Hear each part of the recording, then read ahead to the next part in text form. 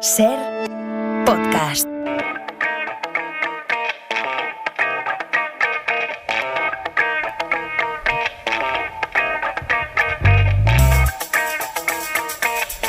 Félix Martín, fiscal, ¿qué tal? ¿Cómo estás? Buenos días. Hola, buenos días, Roberto, ¿cómo estás tú? Muy bien, feliz año. Muy bien, feliz año. Oye, sé que, porque me han dicho desde hace un ratito que estabas ahí preparado ya, he estado tentado de incorporarte a la investigación, como a veces hemos hecho en esto del juego de los detectives. He estado a punto porque el caso, además, pronto, te hemos estado presentando durante todo el curso como jefe de formación, director de formación de la carrera fiscal. Cambia el año y cambia el destino, ¿no, Félix? Efectivamente, echaba de menos la toga y sí. Ahora vuelvo de fiscal a Barcelona y desde el día 3 estoy ya de fiscal en Barcelona. Por eso he estado a punto de incorporarte, digo, para que no pierda el músculo, para que las neuronas esas que tienes tú siempre activas ahí, que eso se lleva por dentro, para ver si estaban en forma, que yo estoy seguro que sí. ¿Tienes ganas de volver otra vez a estar ahí en la primera línea? Tengo ganas de hacer juicios, sí, la verdad. Yo creo que un fiscal de raza, pues es el que se pone la toga y hace juicios.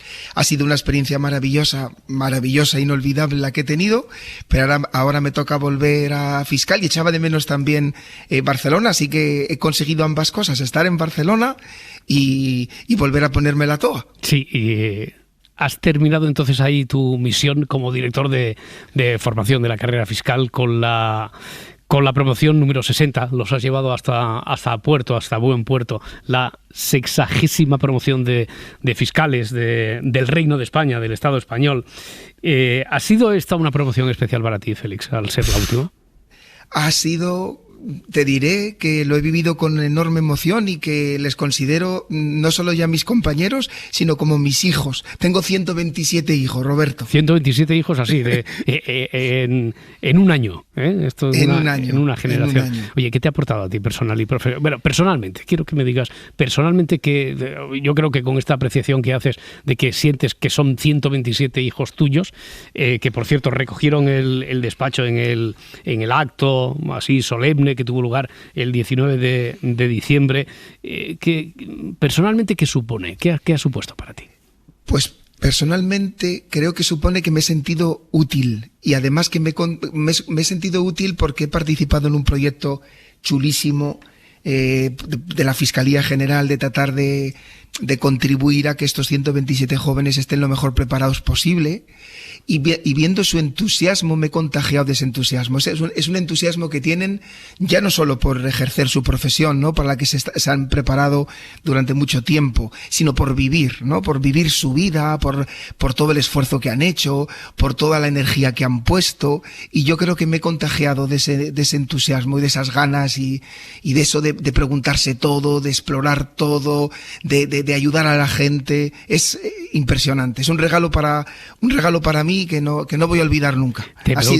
Te preguntaba por la parte personal, porque yo, en lo que te conozco, sé que tú, como director de formación, también has puesto durante todo este tiempo que has estado ahí al frente especial empeño en que la formación para ellos también es sobre todo, y desde luego no hay lugar a dudas a que lo has conseguido nada más escuchando el discurso del número 1 de la promoción que tuvo lugar y tuvo el honor de, en ese acto solemne, de dar frente o junto delante de Su Majestad el Rey, de la ministra de Justicia, del fiscal general del Estado, del presidente del Consejo General del Poder Judicial, donde vi que el fiscal, el número 1 de la promoción, tenía muy claro que sobre todo, ya estaban formados, pero que sobre todo había que ser personas, que a partir de ahora lo que no puede perder nunca de vista es la empatía, esa que veo que tú has puesto en cada uno de los días en los que has estado ahí al frente, Félix.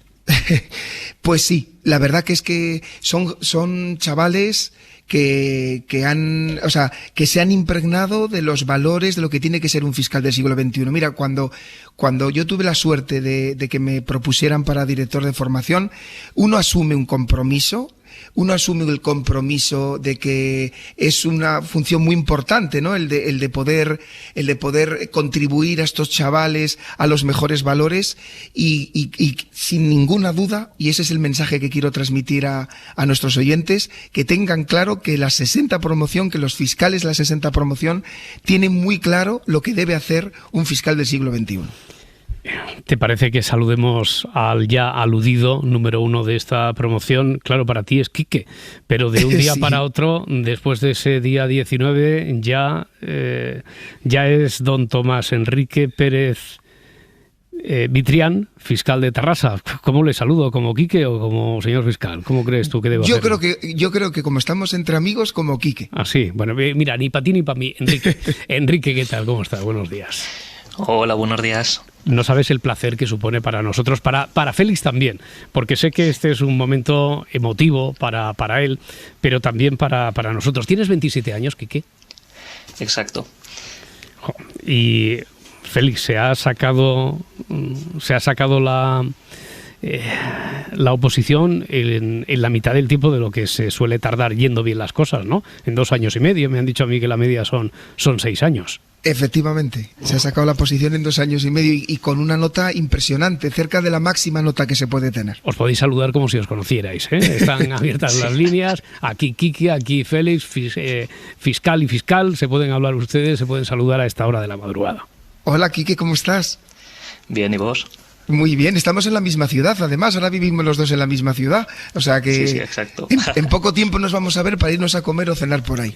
Has empezado ya a trabajar como... Has tomado, no sé si esto se llama tomar posesión del cargo o qué es exactamente, Enrique, pero ¿estás ya ahí en la Fiscalía de Tarrasa? No, a ver, ahora para empezar a trabajar son 2 actos distintos, que son la jura o promesa del cargo y la toma de posesión. Y quienes hemos conseguido plaza en propiedad en Cataluña, prometemos el cargo el próximo día 10 de enero y al día siguiente es cuando tomamos posesión y nos incorporamos ya a trabajar. Esto sí que es un año nuevo, vida nueva, ¿no? Sí, completamente. Sobre todo si lo comparas con los años que hemos invertido opositando, la diferencia es enorme. ¿Tienes ganas? Sí, o sea, hay ganas y también un poco de vértigo por ver cómo vas a comenzar tu andadura profesional, ¿no? Pues el cambio es enorme.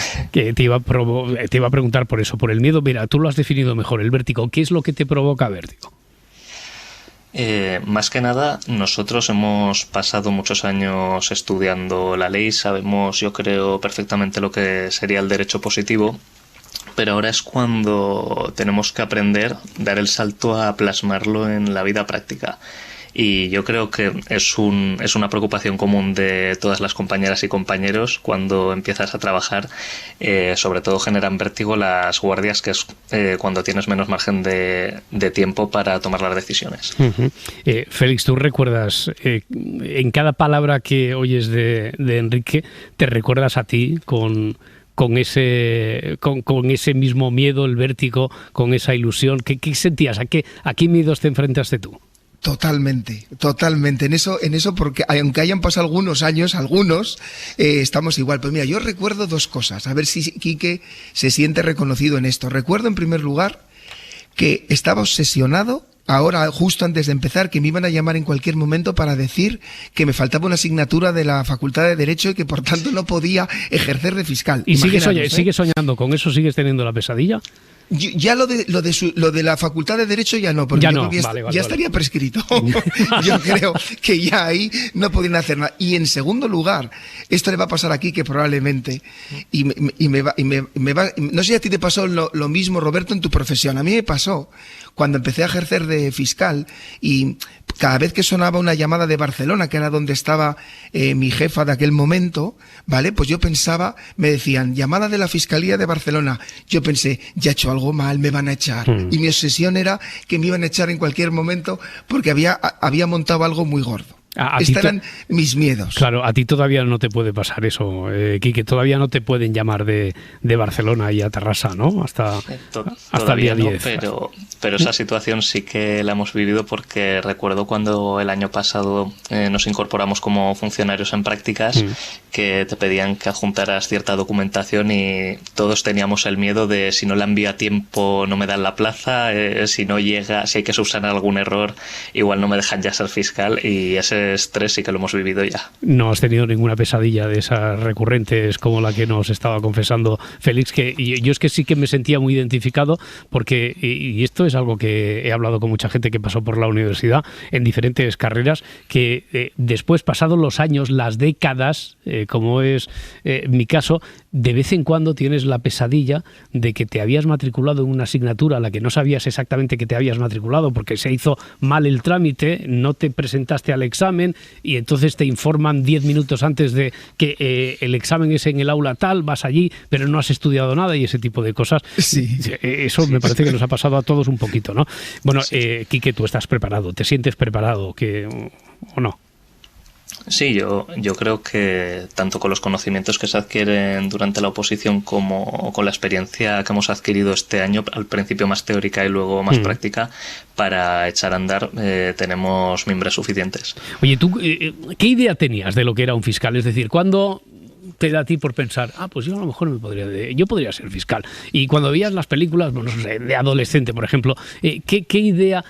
Lo primero que te venga a la mente de cuando veías o escuchabas la palabra fiscal, ¿qué es lo que pensabas? A ver, yo realmente descubrí cuál era el trabajo de los fiscales ya cuando estaba en la universidad. Los primeros años igual habría sido incapaz incluso de decir a qué se dedicaban.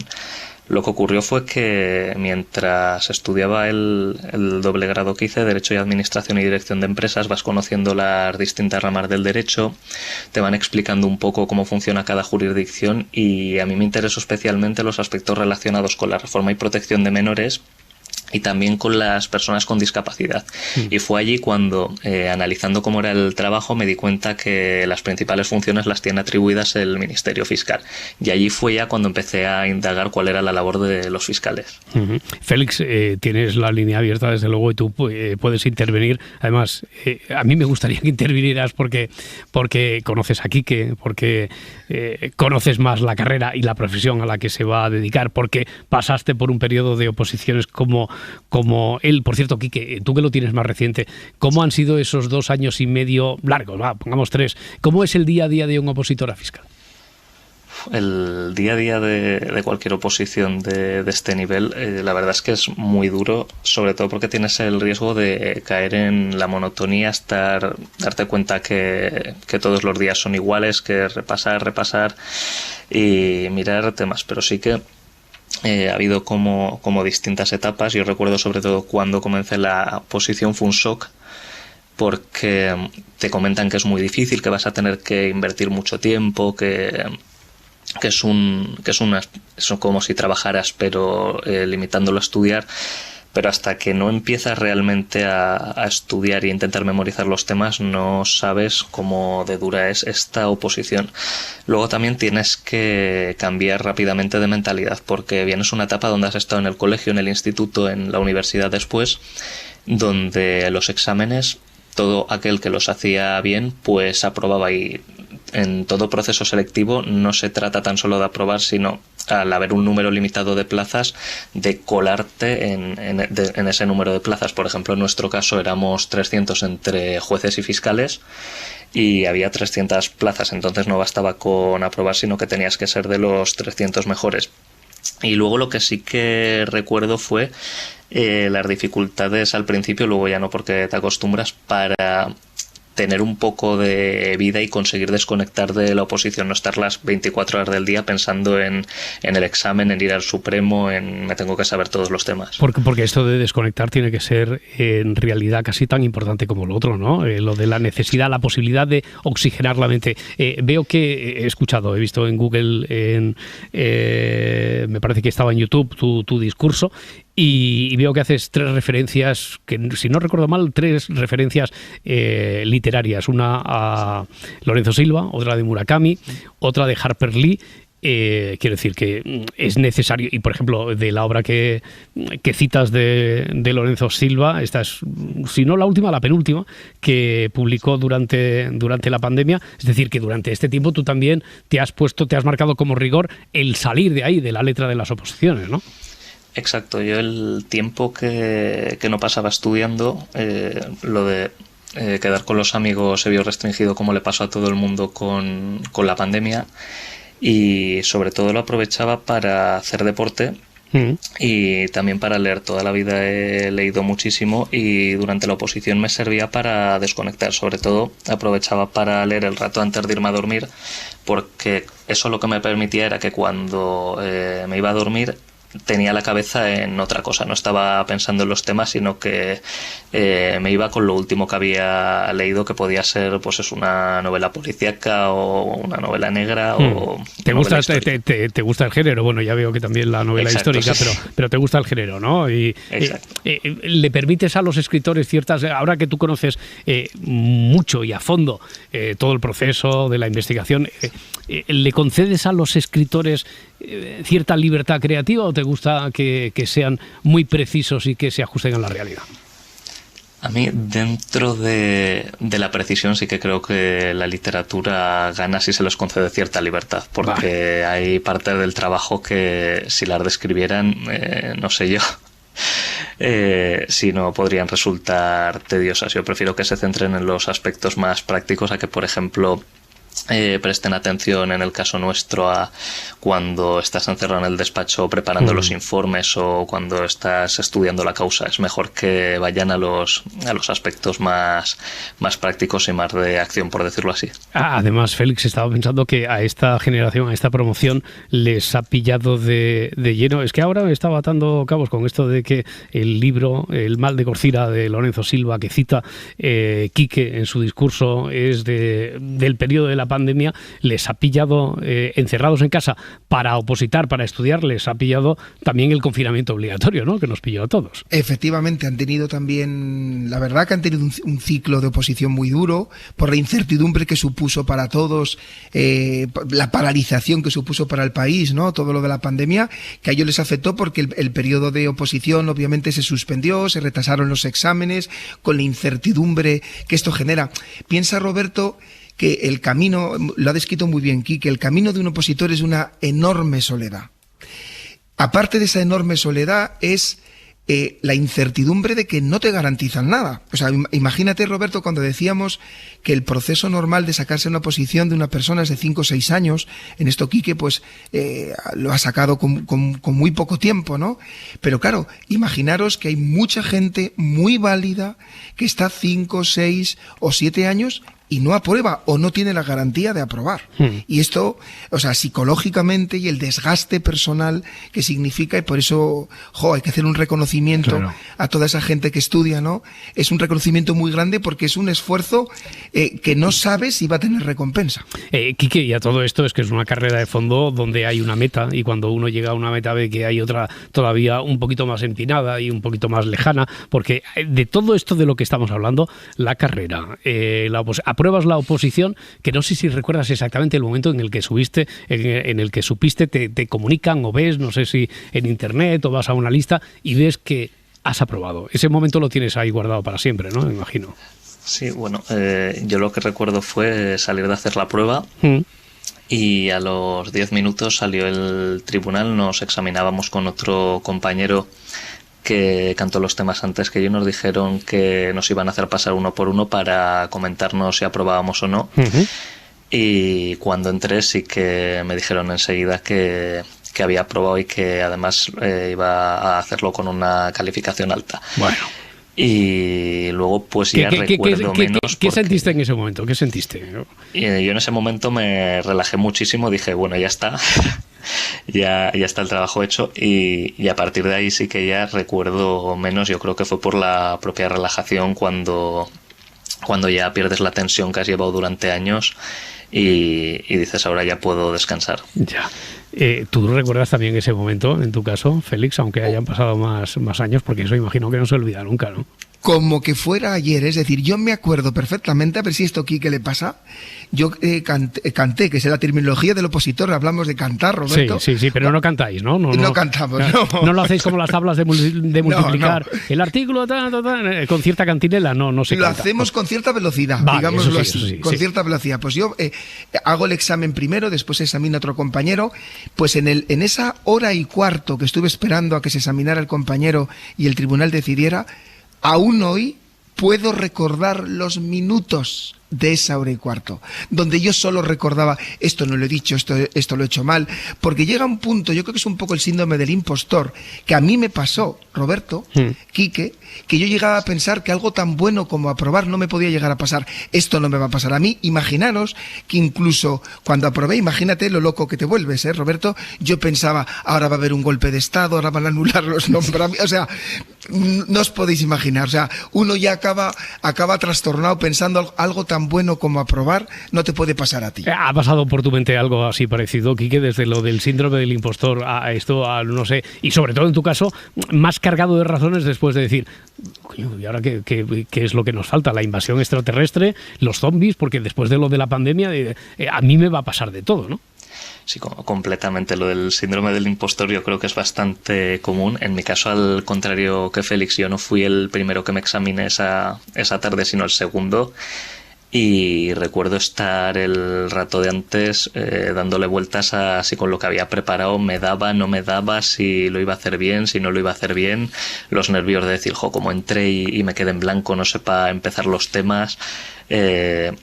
Y sobre todo, una vez que acabas hasta que te avisan, estoy completamente de acuerdo con Félix en que lo que más piensas no es lo que has hecho bien, sino me he dejado este artículo o esta parte no la he explicado lo suficientemente claro, o no sé si ha quedado de manera clara la diferencia entre estos temas, no sé cómo he hecho las transiciones de un tema a otro, y yo creo que es bastante común entre quienes opositamos. Menos mal que la incertidumbre no se mantiene durante mucho tiempo, ¿no? Que me habías comentado que esto fue un visto y no visto, que entraste el compañero, exacto, tú y te dijeron, che, volver otra vez aquí, que os vamos a decir que esto ha ido bien, mal o regular, y en tu caso fue excelente. Te decía yo antes lo de la carrera esta de fondo, porque cuando comentabas, bueno, pues me dijeron, aprobado, y además con una buena cualificación, y ya me relajé. Espera un momento, que después te tocaba don Félix Martín por delante, que tenías un año de preparación también y de formación en Madrid.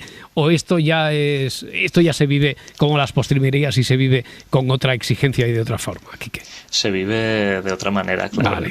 En el caso de la oposición, sabes que en una hora te lo juegas a todo o nada, y luego ya en el curso de formación, tanto en la fase teórica en Madrid como en la fase práctica después en las distintas fiscalías, ya sabes que tienes más margen para ir estudiando, ir aprendiendo, ir haciéndote poco a poco con el ejercicio de la profesión.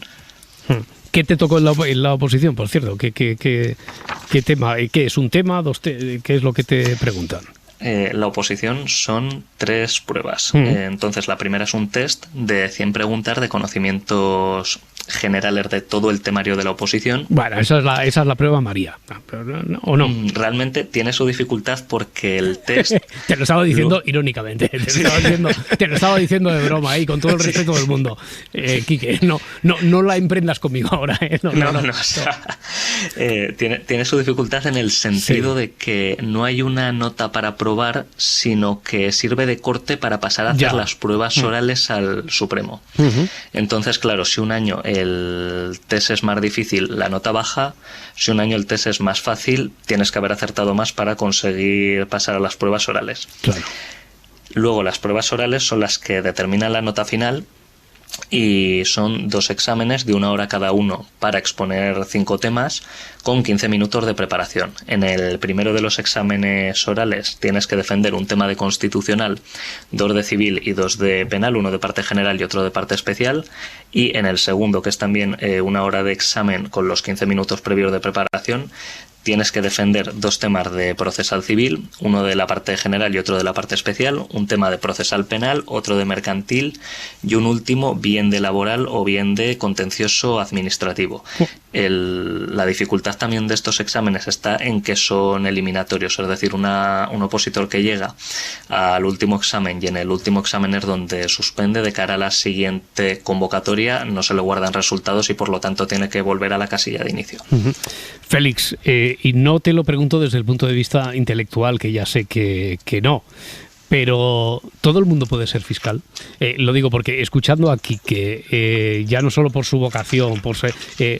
son muchos años que hay que dedicar, son muchos años además en un momento crucial de lo que uno está decidiendo de cara a su futuro, a su vida laboral. ¿Se lo puede permitir cualquiera económicamente esto? ¿El Estado ayuda?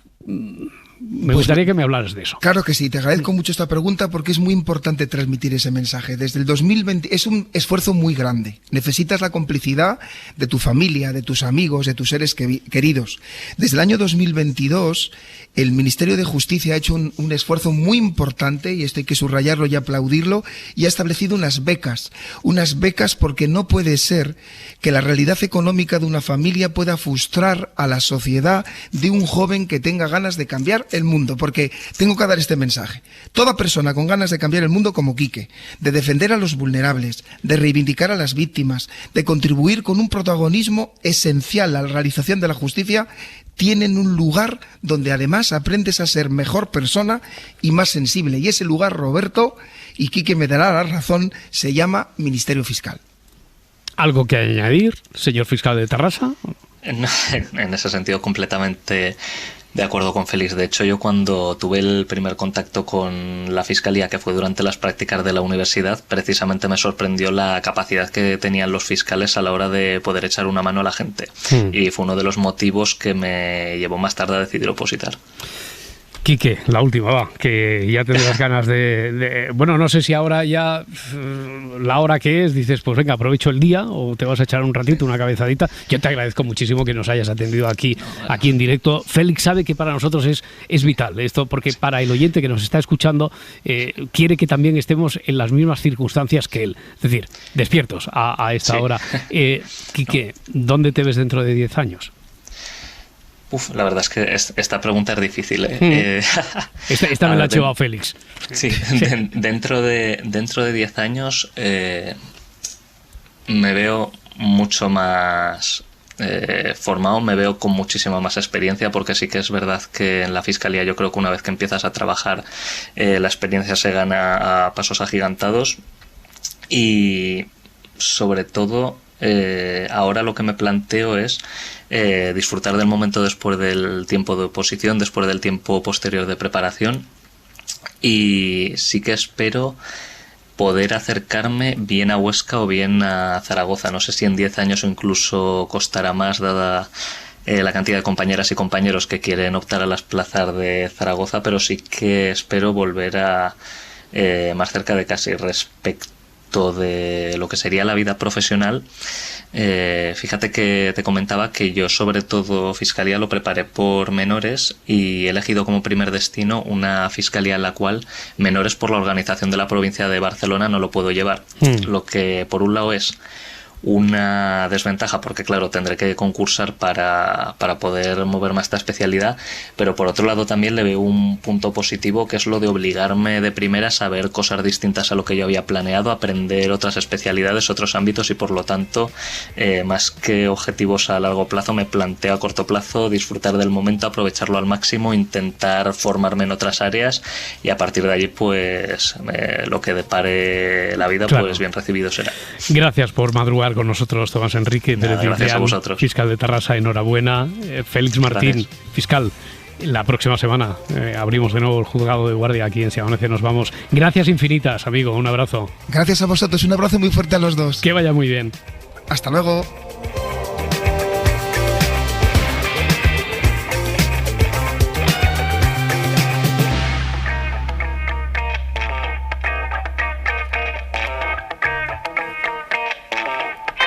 Si amanece, nos vamos. Con Roberto Sánchez. Para no perderte ningún episodio, síguenos en la aplicación o la web de la SER, Podium Podcast o tu plataforma de audio favorita. Cadena SER. La radio.